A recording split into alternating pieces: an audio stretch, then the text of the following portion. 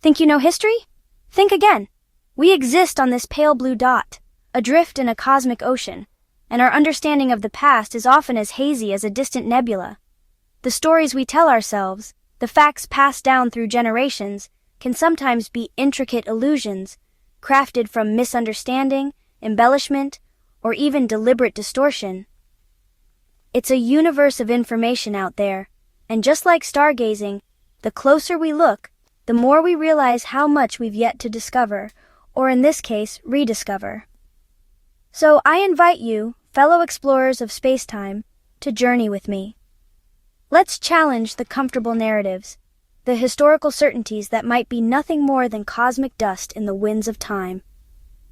We're going to peer through the telescope of critical thinking to separate the starlight of truth from the gravitational pull of myth. Are you ready to question what you've been taught, to recalibrate your historical compass? Today, we embark on an odyssey, not through the vastness of interstellar space, but through the equally compelling landscape of our own collective memory. We'll dissect 7 widely held beliefs about history, exposing the fascinating truths hidden beneath layers of popular fiction. Prepare to have your perceptions shifted, perhaps even shattered, as we uncover the realities that time and tales have obscured.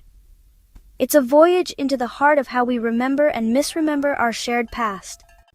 Let's begin with a figure who looms large in the annals of history, yet is often paradoxically diminished by a persistent myth: Napoleon Bonaparte.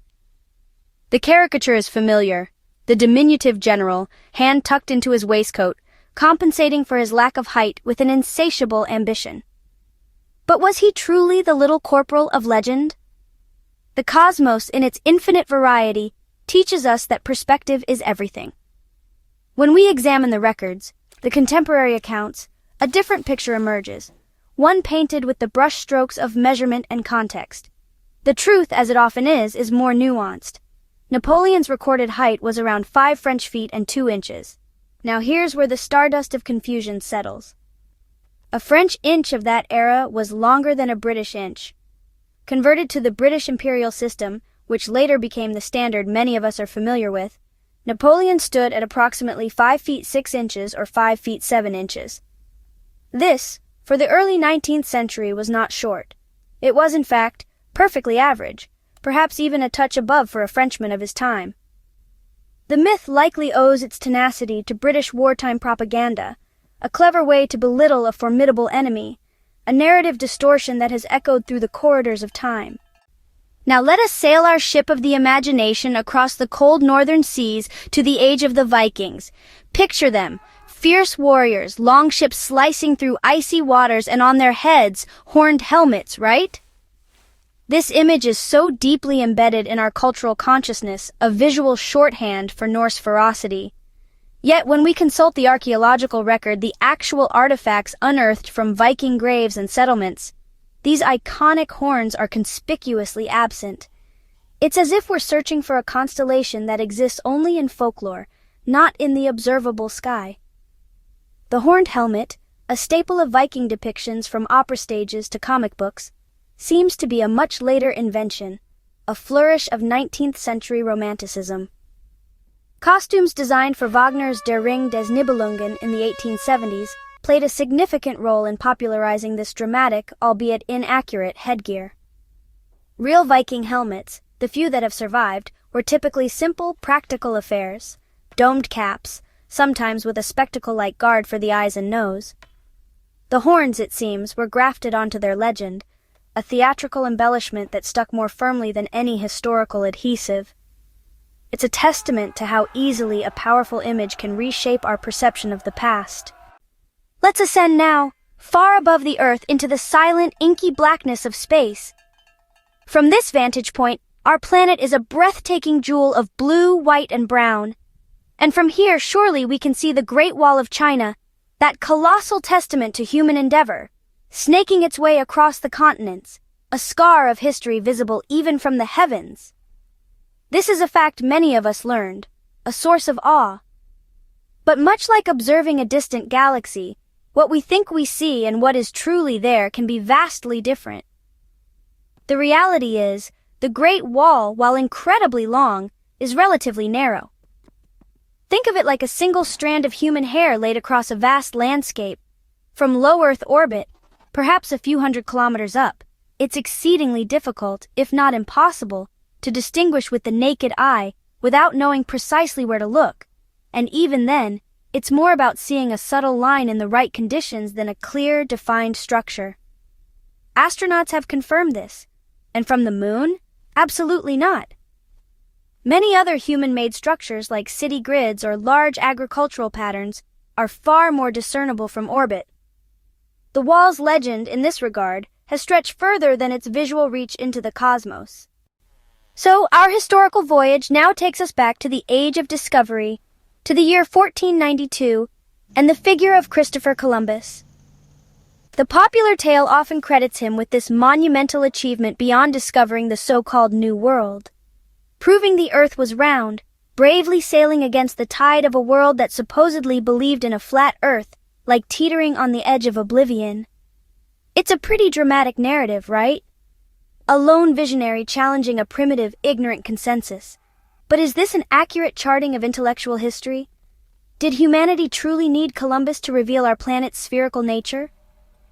Well, the truth is, the understanding that the Earth is a sphere was actually well established among educated people for centuries, even millennia, before Columbus set sail. Ancient Greek philosophers and mathematicians, like Pythagoras and later Eratosthenes, had not only theorized, but even calculated the Earth's circumference with remarkable accuracy. The debate Columbus faced wasn't really about the Earth, but about its. He significantly underestimated the Earth's circumference, believing Asia was much closer to Europe if you sailed west. His voyage was bold, for sure, but it wasn't a crusade against flat earthers. It was a gamble on a smaller globe, a cosmic miscalculation with world-altering consequences. Let us now drift into the opulent yet turbulent era of pre-revolutionary France, to the gilded cages of Versailles and the ill-fated Queen Marie Antoinette. One phrase is inextricably linked to her name, a symbol of aristocratic callousness in the face of popular suffering: let them eat cake. When told the peasants had no bread, this was supposedly her dismissive reply. It's a quote that has fueled revolutions and cemented her image as out-of-touch royalty. But did these words ever actually pass her lips, or are they a confection of historical hearsay? When we sift through the historical documents, the contemporary accounts, the evidence for Marie Antoinette uttering this phrase is as thin as spun sugar. In fact, variations of this sentiment had been circulating in Europe for decades before Marie Antoinette even became queen.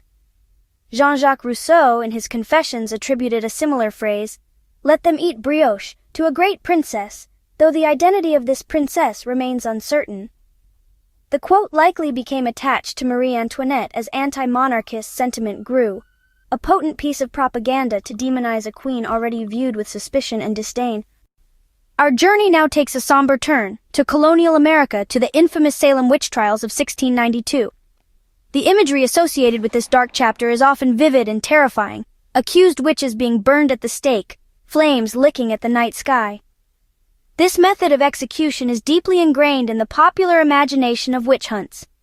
But if we examine the court records, the historical accounts from Salem and the broader Massachusetts Bay Colony, a different, though no less tragic method of execution emerges from the shadows of the past.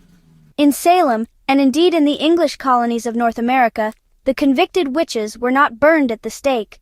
The legal tradition inherited from England prescribed hanging as the method of execution for witchcraft, which was considered a felony. 19 men and women were hanged in Salem as a result of the trials. Several others died in prison, and one man, Giles Corey, was pressed to death for refusing to enter a plea. Burning at the stake for witchcraft or heresy was more common in continental Europe during the witch hunts of the early modern period. The Salem story is horrifying enough without this particular misconception adding fuel to its fictional flames. Finally, let's turn our gaze to one of the brightest stars in the scientific firmament, Albert Einstein. His name is synonymous with genius, with relativity, with E equals mc squared.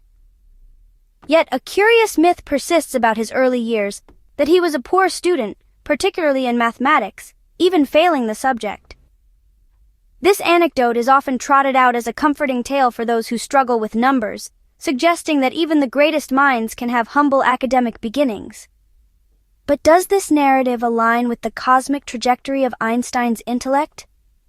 The reality is quite the opposite. Young Albert Einstein was an exceptional student, especially in mathematics and physics. He displayed a prodigious talent for these subjects from an early age, mastering differential and integral calculus by the age of 15. The myth of his mathematical failings may stem from a misunderstanding of a change in the grading system at his Swiss school, or perhaps from his well-documented rebellious streak against rote learning and authoritarian teaching methods. He may have chafed under rigid educational structures, but his grasp of mathematics was profound and precocious, the very foundation upon which he would later construct his revolutionary theories of the universe. And so our brief voyage through the mists of historical misconception comes to a close. We've seen how the grand tapestry of the past can be woven with threads of myth as easily as with threads of fact. From the true height of an emperor to the actual headgear of Viking warriors, from the limits of visibility from space to the ancient knowledge of our planet's shape, history is a living, breathing entity, constantly being re-examined and re-understood through the lens of new evidence and critical inquiry. The universe doesn't readily give up its secrets, and neither does our own history. It requires us to be persistent explorers, to question, to investigate, and to remain open to the possibility that what we've always believed might be a cosmic echo of a different story altogether. The narratives we've explored today are just a few stars in a vast galaxy of historical myths. Each one we debunk brings us a little closer to the genuine light of the past, allowing us to appreciate the true complexity and wonder of the human journey. The quest for knowledge, whether it's about the farthest reaches of the cosmos or the deepest layers of our own past, is an unending adventure. Keep looking up, keep questioning, and keep exploring the incredible universe of stories that make us who we are. How many of these myths did you believe? Let us know in the comments, and don't forget to subscribe for more mind-blowing facts.